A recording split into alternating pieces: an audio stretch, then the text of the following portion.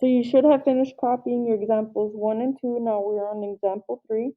So again, I'm using my GEMDOS.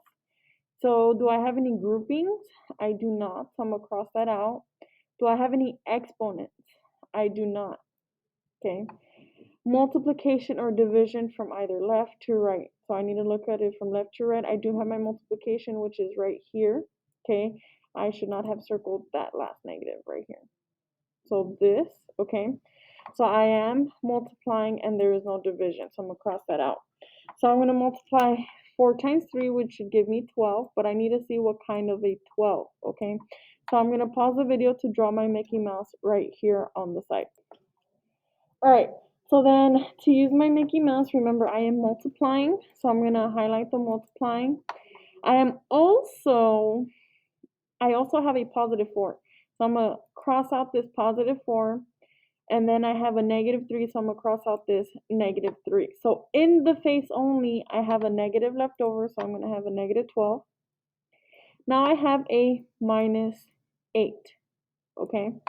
So now what I'm gonna do is I'm gonna circle my number with one symbol. So I circled my numbers with one symbol, and remember this -8 is coming from right here. I did not use it, so I rewrote it, okay? So then here, my only choice is to add or subtract. So here, I need to look at my rules right here for add and subtract integers. So are they same signs or different? So remember, if they're the same, we need to add. So I'm gonna circle my addition and I'm gonna cross out my multiplication, okay? So here, I'm gonna add my numbers, 12 plus 8, okay? I'm gonna have you guys do that on your own, and you're gonna give me my answer right here, okay? And then it's asking for more positives or more negatives. They're both negative, so I know for sure my answer has to be negative, okay? Remember to add and to move on to the next example.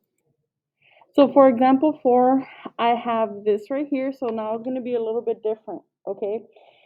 So for sure, when I am using GEMDOS, okay, remember, I wrote these numbers to tell me the steps that I need to look for in my equation.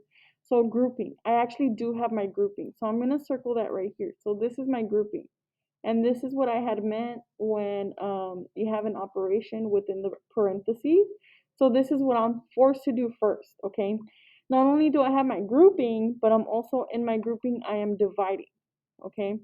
So I am working with those two right here, okay?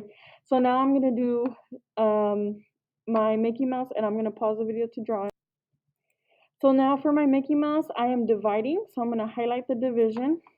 I also have a negative, so I'm gonna highlight my negative because I'm using that because of the 20, and I have a +5, and I'm gonna highlight the positive to cross it out. So in the face, I only have left over a negative, so my answer here should be negative. And then 20 divided by 5, well, that's 4, okay? And then I'm gonna bring down everything else. So I'm gonna bring down this negative plus -3 plus, okay?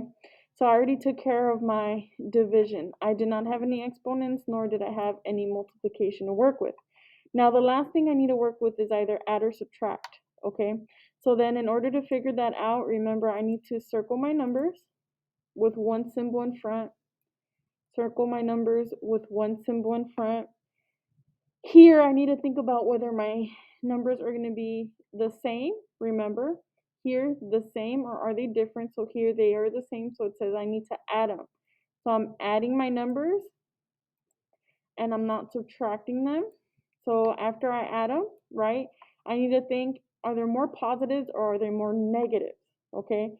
So they're both negative, so I know for sure my answer needs to be negative, and you guys need to add 4 plus your 3, okay? Make sure to write down your answer. Make sure to write down your work for examples 1 through 4 so far, and we're going to work with examples 5 and 6 in the next video.